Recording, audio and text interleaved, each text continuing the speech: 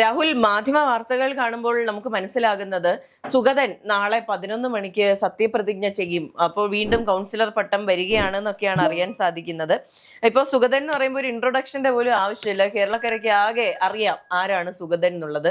അപ്പോൾ കാപ്പ കേസ് പ്രതിയൊക്കെ വീണ്ടും കൗൺസിലറായിരിക്കുന്ന കേരളത്തിൽ നമ്മൾ ജീവിക്കേണ്ടി വരും ഇനിയും. ഇതിലൊരു രസമുള്ള പാർട്ട് എന്ന് പറയുന്നത് സുഗതൻ എവിടെ നിന്നാണ് സത്യപ്രതിജ്ഞ ചെയ്യാൻ പോകുന്നത് എന്നുള്ള കാര്യം ആലോചിക്കുമ്പോഴാണ്. സുഗതനെ പുറത്തേക്ക് വിടത്തില്ലെന്ന് പോലീസ് പറഞ്ഞു. കോടതിയിലത്ത് BJP പോയിട്ടുണ്ടായിരുന്നു, ഞങ്ങളുടെ സുഗതനെ ഒന്ന് വിട്ടുകിട്ടണം. അതെ, പോലീസ് പറഞ്ഞു വിടാൻ പറ്റില്ല. ഹൈക്കോടതി പറഞ്ഞു 24-ാം തീയതിക്ക് മുമ്പ് സത്യപ്രതിജ്ഞ ചെയ്തില്ലെങ്കിൽ ഇറങ്ങിക്കോളാനും പറഞ്ഞു. ഈ ചെകുത്താന്റെയും കടലിന്റെയും ഇടയ്ക്ക് നിൽക്കുക എന്നൊക്കെ പറഞ്ഞാൽ ഇതാണ്. അവസാനം സുഗതന് വേണ്ടിയിട്ട് BJP കോടതിയിൽ പോയി സുഗതനെ കുറച്ച് ദിവസത്തേക്ക് വിട്ടുകിട്ടണം, പറ്റത്തില്ല. അപ്പോൾ സർക്കാർ പറഞ്ഞു ഞങ്ങൾക്ക് കാപ്പ കേസ് പ്രതിയൊന്നും വെളിയിലേക്ക് വിടാൻ പറ്റത്തില്ല, വെളിയിൽ പോയി കഴിഞ്ഞാൽ അയാൾ എന്തോ ചെയ്യാൻ കഴിയുന്നത് പറയാൻ കഴിയില്ല, അതുകൊണ്ട് ജയിലിൽ വെച്ച് വേണമെങ്കിൽ സത്യപ്രതിജ്ഞ ചെയ്യട്ടെ. അപ്പോൾ ജയിലിൽ വെച്ച് സത്യപ്രതിജ്ഞ ചെയ്യാൻ പോകുന്ന ആദ്യത്തെ ഒരു കൗൺസിലർ ആയിരിക്കുമെന്നാണ് എൻ്റെ ഒരു വിലയിരുത്തൽ. കാരണം ഞാൻ ഇതുവരെ അങ്ങനെ കേട്ടിട്ടില്ല ജയിലിൽ വെച്ച് ഒരു കൗൺസിലർ സത്യപ്രതിജ്ഞ ചെയ്യുന്നു. എന്തിനു വേണ്ടിയിട്ടാണ്? കഴിഞ്ഞ സത്യപ്രതിജ്ഞ ഗുരുവായൂരപ്പൻ, കൃഷ്ണൻ. ശരിക്കും ഇങ്ങനെ ഒരു സാഹചര്യം നമ്മൾ എന്തുകൊണ്ടാണ് കേൾക്കാത്തത്? സത്യപ്രതിജ്ഞ, സാധാരണ സത്യപ്രതിജ്ഞ ചെയ്താൽ അത് അസാധുവാകുക എന്ന് പറയുന്നത് അങ്ങനെ കോമൺ ആയിട്ട് സംഭവിക്കുന്ന ഒരു കാര്യമല്ല. പക്ഷെ 20 പേരുടെ വിക്കറ്റ് ഒരുമിച്ച് തെറിക്കുക എന്നൊക്കെ പറഞ്ഞാൽ ഇച്ചിരി അസാധാരണമൊക്കെ തന്നെയാണ്. ഇതിനകത്ത് ആരെങ്കിലും ഗൾഫിലേക്ക് വല്ലതും കയറി പോയിരുന്നെങ്കിലോ? ഇന്നത്തെ കാലത്ത് നമുക്കറിയാം പല കൗൺസിലർമാരും ഇതേപോലെ സത്യപ്രതിജ്ഞ ചെയ്തിട്ട് പലപ്പോഴും വിദേശ യാത്രകളൊക്കെ പോകുന്ന ഒരുപാട് കൗൺസിലർമാരുണ്ട്. അങ്ങനെ ആരെങ്കിലും പോയിരുന്നെങ്കിലുള്ള അവസ്ഥ BJPയെ സംബന്ധിച്ച് ആദ്യമായിട്ടാണ് തിരുവനന്തപുരം കോർപ്പറേഷൻ കിട്ടുന്നത്. ഒരുപാട് നാളത്തെ കഷ്ടപ്പെടലിന് ശേഷമാണ്. ഇപ്പോൾ ഞാൻ എൻ്റെ വിലയിരുത്തലനുസരിച്ച് BJPക്ക് വെറുതെ ഒന്നും കൊണ്ടു കൊടുത്തതല്ല. അപ്പോൾ ചില ആളുകൾ വെറുതെ കൊടുത്തതല്ലേ, LDF കഷ്ടപ്പെട്ട് ഇടതുപക്ഷ ഭരണസമിതി ഇങ്ങനെ ഉള്ളം കയ്യിൽ വെച്ചു കൊടുക്കരുത്. അല്ല, ചിലര് പറയും LDFും UDFും കൊള്ളാത്തോണ്ട് BJPയെ പരീക്ഷിക്കാൻ വേണ്ടി കൊടുത്തതാണ് എന്നൊക്കെ പറയുന്ന ഒരുപാട് ആളുകളുണ്ട്. അങ്ങനെയൊന്നും അല്ല. BJP അവിടെ പണിയെടുത്തിട്ടുണ്ട്. കഴിഞ്ഞ 10-15 കൊല്ലക്കാലമായിട്ട് അവിടെ കോൺഗ്രസ് എങ്ങനെയാണോ പണിയെടുക്കുന്നത്, അവിടെ CPM എങ്ങനെയാണോ പണിയെടുക്കുന്നത്, അതേപോലെ പണിയെടുത്ത് സംഘടനാ സംവിധാനം ഉണ്ടാക്കിയാണ് BJP തിരുവനന്തപുരത്ത് മുന്നോട്ട്. അതിലൊരു കാര്യമുണ്ട്. ഇപ്പൊ പറയുന്നുണ്ടല്ലോ LDFനെയും UDFനെയും വേണ്ടാത്തത് കൊണ്ടാണ് BJPയെ തിരഞ്ഞെടുത്തതെന്ന്. എനിക്ക് തോന്നുന്നു BJPയുടെ ഏറ്റവും വലിയ സെല്ലിംഗ് പോയിന്റ്, അവർ തന്നെ ഉപയോഗിക്കുന്ന ആപ്തവാക്യം ഇത് തന്നെയാണ്. സെന്റൻസ് ഇങ്ങനെയാണ്: മാറി മാറി വരുന്ന ഇടത് വലത് സർക്കാരുകൾ നിങ്ങളെ അലട്ടി തുടങ്ങിയോ? ഈ BJP ഉണ്ട്. ഇതാണ് അവരുടെ ആപ്തവാക്യം എന്ന് പറയുന്നത്. അപ്പോ നാട്ടുകാർ പറയുന്നതിനേക്കാൾ കൂടുതൽ അവർ തന്നെ പറയുകയാണ് ഇടതിനെയും വലതിനെയും നിങ്ങൾ മടുത്തില്ലേ, ഇനി ഞങ്ങളെ ചൂസ് ചെയ്ത് നോക്കൂ എന്ന് പറഞ്ഞു. ഒരു ചാൻസ് ചോദിക്കുന്നത്. പക്ഷെ തിരുവനന്തപുരം കോർപ്പറേഷന്റെ കാര്യത്തിൽ തിരുവനന്തപുരം കോർപ്പറേഷൻ പരിധിയിലുള്ള മലയാളികൾക്ക് ഏറെക്കുറെ ബോധിച്ചിരിക്കണം, മതിയായി, ഇനി ഒരു ഭരണസമിതി ഉണ്ടാകുമെന്ന് നമ്മുടെ മേയറിന് പോലും വിശ്വാസമില്ല. അതുകൊണ്ടാണ് പിടിച്ച പിടിയിൽ എന്റെ പൊന്നു സുഗത തിരിച്ചു എന്ന് പറഞ്ഞിട്ട് നിൽക്കുന്നത്. മറ്റേ സിനിമയിൽ പറയുന്നത് സുഗതൻ അങ്ങനൊന്നും ചെയ്യില്ല, സുഗതനെ നല്ലൊരു മനുഷ്യനാണ്, ചെയ്യത്തില്ല.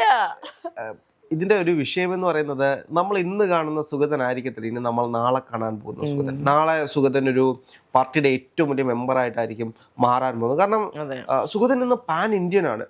നമുക്കറിയാം അവർക്ക് ഒരുപാട് പാൻ ഇന്ത്യൻ സ്റ്റാർസ് ഉണ്ട്.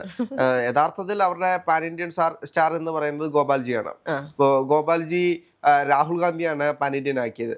അത് ആഘോഷിച്ചൊരു വ്യക്തിയാണ് ഗോപാൽജി. അപ്പോൾ അവരെയൊക്കെ സംബന്ധിച്ച് ഇതെല്ലാം ഒരു ക്രെഡിറ്റ് ആണ്.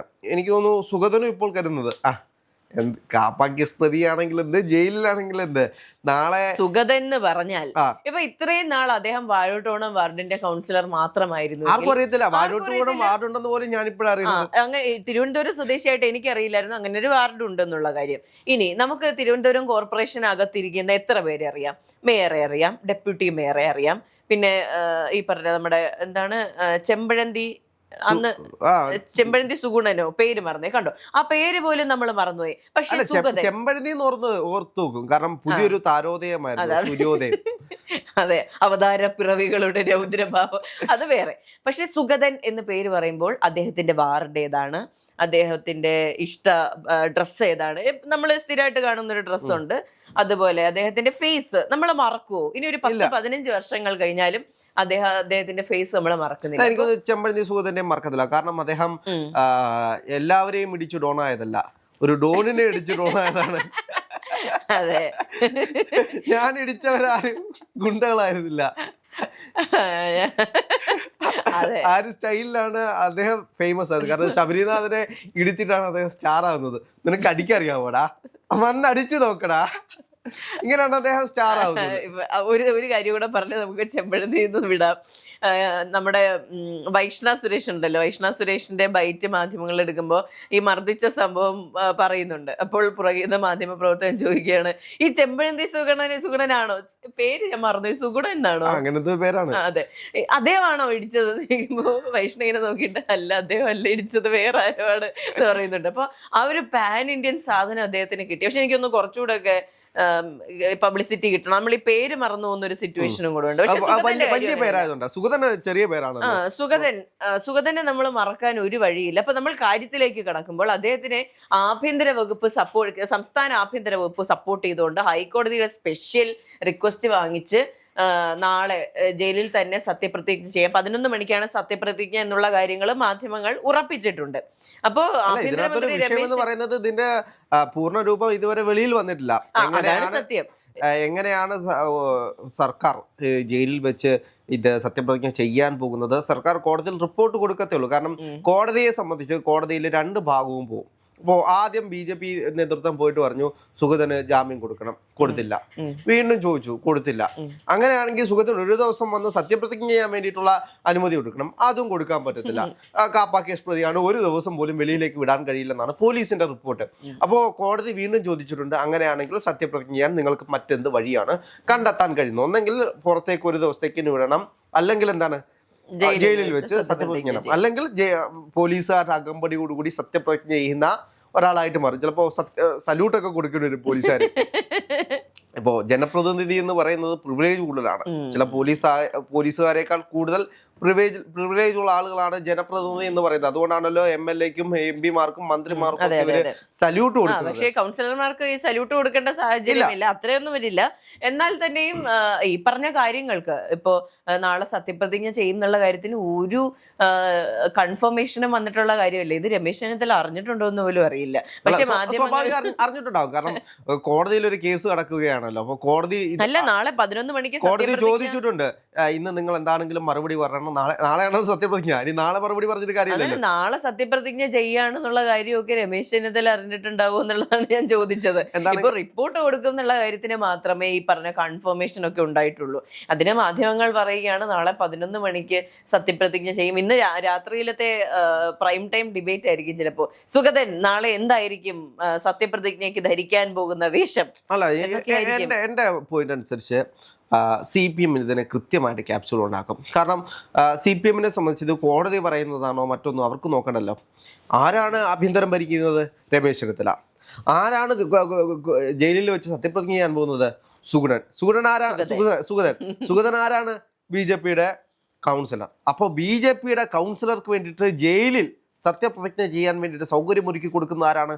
ഇവിടുത്തെ UDF സർക്കാരാണ്, VD സതീശൻ സർക്കാരാണ്, ആഭ്യന്തരമന്ത്രി രമേശ് ചെന്നിത്തലയാണ്. അപ്പോൾ ഇതൊരു BJP UDF ധാരണയാണ് എന്നുള്ള ഒരു ക്യാപ്സ്യൂൾ ആയിരിക്കും വരാൻ. അതെ, കഴിഞ്ഞ ദിവസം PA മുഹമ്മദ് റിയാസ് പറഞ്ഞതുപോലെ സംഘപരിവാർ അജണ്ട ഇവിടെ കുത്തിത്തിരുകാൻ VD സതീശൻ ശ്രമിക്കുന്നു എന്നതിന്റെ 2ാം പതിപ്പായി ഇത് മാറാനുള്ള സാധ്യതയും അവിടെ നിലനിൽക്കുന്നുണ്ട്.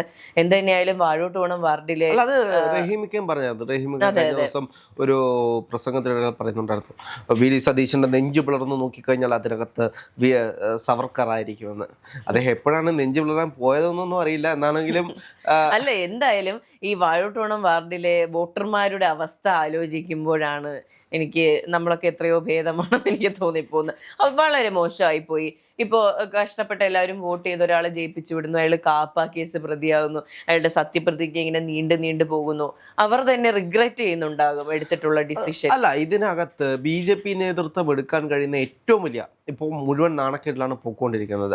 അപ്പോൾ BJP നേതൃത്വത്തിന് എടുക്കാമായിരുന്നു, ഞങ്ങൾ സുഗതനെ മാറ്റി നിർത്തുന്നു, ഞങ്ങൾ മറ്റൊരാളെ നിർത്തി ഞങ്ങൾ വിജയിപ്പിച്ച് ഞങ്ങൾ തിരുവനന്തപുരം കോർപ്പറേഷൻ പിടിക്കും, അതാണ് ചങ്കൂറ്റത്തോടെ ഞങ്ങൾ ചെയ്യാൻ പോകുന്നത് എന്ന് പറഞ്ഞായിരുന്നെങ്കിൽ BJPക്ക് വരാൻ പോകുന്ന ഇമേജ് എന്ന് പറയുന്നത് വേറൊരു തലത്തിലായേനെ. പക്ഷെ ഈ സമയത്ത് എന്താണ് BJPയെ സംബന്ധിച്ച്? BJP ഇല്ലാണ്ടായിരിക്കുന്ന ഒരു സാഹചര്യമാണ്. ഇനി സുഗതൻ വന്ന് സത്യപ്രതിജ്ഞ ചെയ്തു കഴിഞ്ഞാലും BJPയെ സംബന്ധിച്ച് ഒരു പ്രതിച്ഛായ നഷ്ടപ്പെട്ടിട്ടുണ്ട് എന്നത് യാഥാർത്ഥ്യമാണ്. ഇനി മുന്നോട്ട് പോകണമെങ്കിൽ ചിലപ്പോൾ വീണ്ടും നമുക്ക് പറയാൻ കഴിയില്ല, സത്യപ്രതിജ്ഞയുടെ കാര്യമാണ്.